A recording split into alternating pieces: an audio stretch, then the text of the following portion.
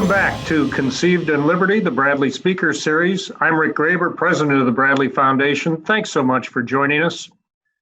The conversation in our country in recent times has focused almost exclusively on police reform, on race, even the founding principles of our country. And our guest today has spent a tremendous amount of time thinking about these issues, writing about these issues, researching. Jason Riley is a Wall Street Journal columnist and author. He's a senior fellow at the Manhattan Institute. He's the author of several books, including Let Them In, Please Stop Helping Us, and False Black Power. He's putting the finishing touches on a biography to be published next year of Thomas Sowell, also a Bradley Prize winner, which should be just a terrific book. For more than 20 years, Jason has written on issues of race, welfare policy, politics, and immigration. He himself is a 2018 winner of the Bradley Prize. Jason, welcome. Thank you. Your recent columns have focused on the national conversation regarding policing. You wrote that there's nothing wrong with having a national conversation about better policing, but this one has turned into a conversation about blaming law enforcement for social inequality, which is not only illogical, but dangerous. Talk a little bit more about that. Yes, what's concerned me is the direction of the conversation. That discussion of police reform has taken up so much oxygen in the debate, and I don't think it really warrants it. As I said, of course we can improve policing. Of course we can do a better job of rooting out bad officers, making it easier to get rid of them, and so forth. But the problems in these communities fundamentally do not have to do with police behavior. They have to do with non-police behavior, with criminal behavior, and we're not talking about that. And the reason that it could be dangerous to continue doing what we're doing is because policemen are human beings, and they're going to react accordingly to being scapegoated, which means they could become less proactive. They can interact with the community less often. And we've seen this in the past when we've done what we're doing now, which is to make this discussion all about policing. We've seen police pull back. And when that happens, these communities become even more dangerous, more violent, and more lives are lost. And so I'm afraid that we're headed in the same direction here. In that same column, you argued that America has a silent black majority that essentially believes that we really do need the rule of law and good law enforcement. Why do you think people are just so reluctant to speak out about that? Well, I think what's happened is that the activists and the politicians are speaking on behalf of Blacks, and they don't represent the interest of the people they claim to speak on behalf of. The activists are out there trying to raise money or stay relevant to the debate, and so they're painting a certain picture that pushes that agenda. The politicians are out there trying to win votes. And you win votes not by telling people necessarily what they need to hear, but by telling them what they want to hear, and that you have a government solution to solve their problems, and that all their problems are the result of the actions of someone else. And so that's what we see happening here. And we also, most dangerously, I think, and most disturbingly, see this media distortion of what's playing out. There's no effort to put things into context.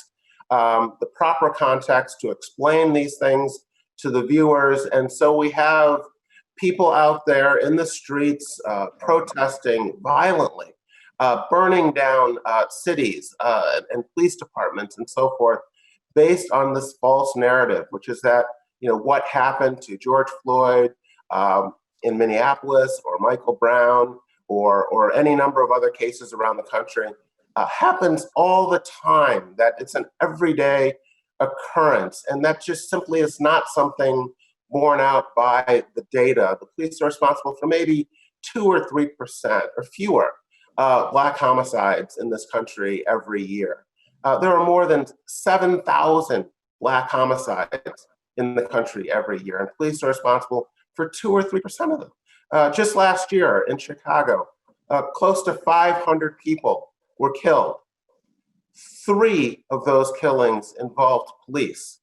Just to give you a sense of the proportion that we're talking about here. Yet the media fails to put this into any kind of perspective. And so we have people protesting because they think there is some epidemic out there, when that just simply is not the case based on all the evidence we have.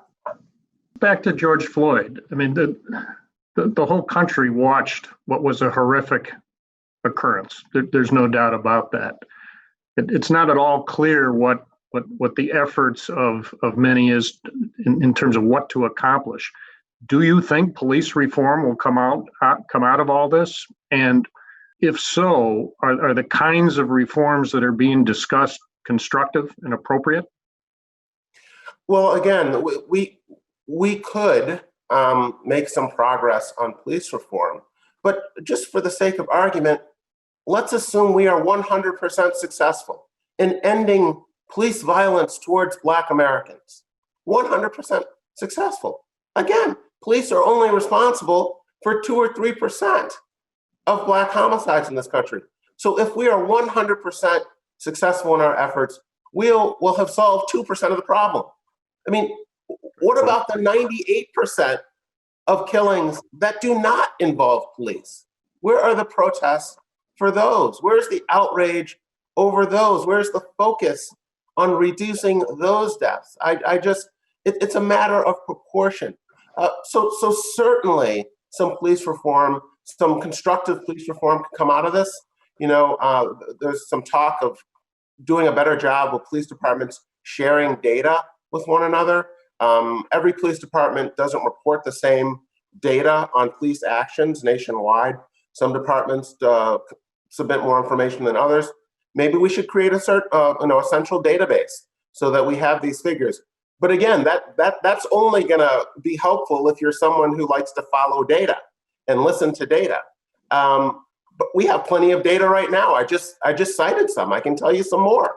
In New York, where I'm based, police have kept detailed data on officers going back all the way to the early 1970s. In 1971, police in New York City shot more than 300 people. 20 years later, in the early 90s, that was down to around 100. Last year, it was down to around 30. So we're talking about 90% reduction in police shootings and police shooting deaths in the nation's largest city with the nation's largest police force over the past 4.5 decades. And New York is no outlier. You will find similar reductions in police use of force in other large cities, from Chicago to Oakland to Los Angeles to Detroit to Washington to Baltimore, nationwide over the past half century. Yet this data is not driving the debate. What's driving the debate are anecdotes, social media videos that have gone viral. And what's happened, again, I think because of media irresponsibility, is that because when these things do happen, they get more coverage, the assumption is that they're happening more often. And that just simply is not the case based on the evidence. So I'm all for the collection of more data in the process of reforming police, but that presupposes that data instead of anecdote is going to drive the discussion. And right now, I'm not optimistic that would happen, even with more data. Great points. Let's switch gears a little bit. You've written extensively on race and welfare policy. Your book, False Black Power, honed in on the advancement of Blacks between the end of slavery and the beginning of the modern civil rights movement. Why did you focus on that time period, and what can we learn from it? Well, I wanted to talk about the track record of the Great Society programs that were put in place in the 1960s and that are generally given credit for any advancement among Blacks that we have seen. And I thought that there is a little revisionism going on there in the popular belief about the efficacy of those programs. So I wanted to compare, what was happening in Black America in the first 100 years after slavery and what's happened since the 1960s interventions. And it's a pretty sad story because so much progress had in fact been happening in that first 100 years, that first century after slavery. Everything from a narrowing of income inequality, home ownership, unemployment, poverty, Blacks entering skilled middle-class professions, and so forth. We saw all these positive trend lines. Black progress, not only in absolute terms, but relative to white progress. Inequality was in fact shrinking In the post-60s period, those trends all either slowed, stalled, or in some cases reversed course. And statistics regarding the Black family are probably the most stark there. In the 1920s and 30s and 40s and 50s, Black marriage rates either equaled or exceeded white marriage rates in this country, which is so hard for people to think possible today. But that was the case of the Black family in the first half of the 20th century. As late as the 1960s, 2 out of 3 Black kids were raised with a mother and father in the home. Today, more than 70% are not. And in some of our inner cities, it's as high as 80 or 90%. And I think that is really at the root of so much of what we're seeing today, from those statistics I cited in Chicago with these young men shooting each other, to so many other bad trends that we see in the Black community. And I think a lot of that began to turn for the worse in the 1960s because of these interventions from the government and the perverse incentives that they put in place. You've written an awful lot about the positive effect that choice in charter schools can have on low-income minority children.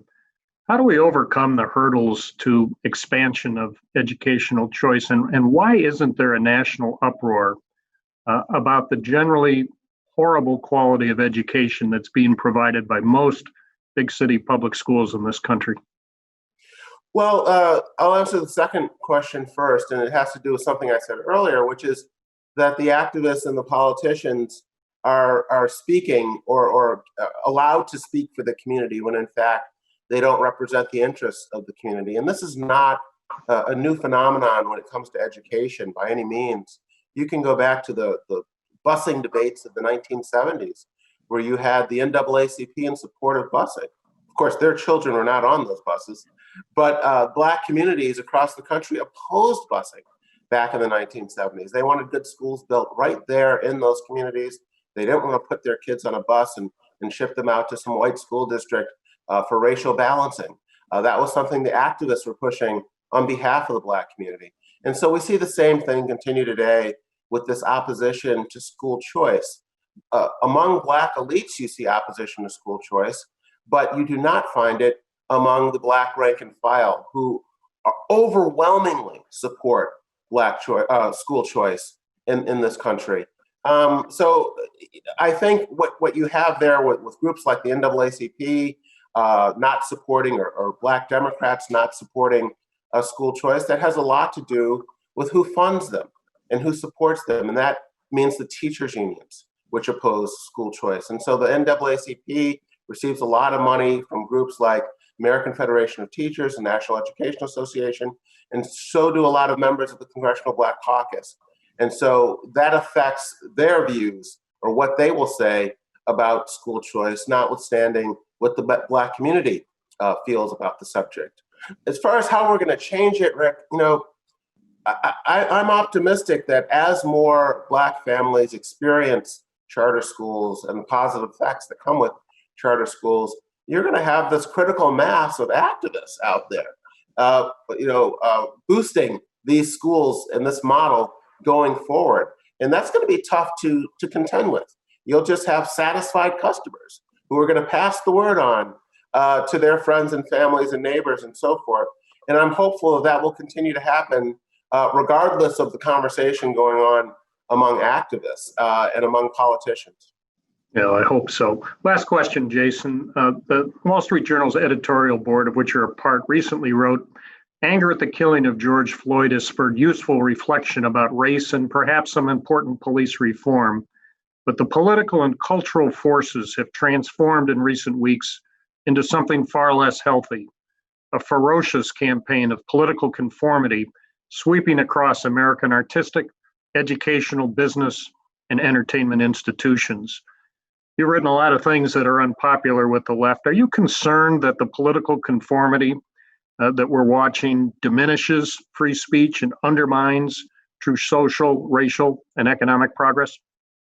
Oh, yes, absolutely. I think that we could have quite an ugly backlash here because of the type of conformity that we're seeing called for right now, making no distinction between Jefferson Davis and Thomas Jefferson, for instance, telling people what movies they can watch, what words they can use, what books they can read. This is ugly, ugly stuff. And I think at some point there is going to be a pushback, particularly among white Americans. And that worries me. That worries me a great deal. And I think it has to do with the fact, and again, I know I'm hard on the media here, but they are spreading a lot of misinformation.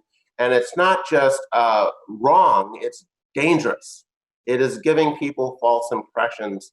And it means we're not talking about the real causes of racial inequality out there, the real causes of these problems in these poor communities. So we talk about police behavior and we break that down by race, but we don't talk about criminal behavior and break that down by race. And when you do that, when you talk about one without the other, you're not giving people the full picture. And these communities are going to draw a disproportionate amount of police attention so long as Black criminal behavior warrants it. And we don't talk a lot about the fact that Blacks commit so much disproportionate crime in this country, despite being about 12 or 13% of the population. Black crime rates are 7 to 10 times higher than white crime rates when it comes to violent crime. And Blacks, again, 12% of the population are committing more than half of all homicides in this country. That is your problem at its base. And that is the biggest barrier right there to any kind of inequality you can talk about in this country. It is not racist SAT tests or racist police or racist criminal justice system or people refusing to say Black Lives Matter. It has to do with this Black behavior among this subset of the community in these neighborhoods. And until we have honest conversations about that and come up with ways to address that, all these other issues are side issues because they're all rooted in this behavior coming out of these communities. Jason Riley, thanks so much for your time today. Your insights are always fascinating, interesting, and spot on. Thanks again. Next time on Conceived in Liberty, we'll be joined by noted historian from London, Andrew Roberts. He's perhaps the foremost expert on Winston Churchill. We hope you'll join us then. Until then, thanks for your interest in this series of conversations with former Bradley Prize winners.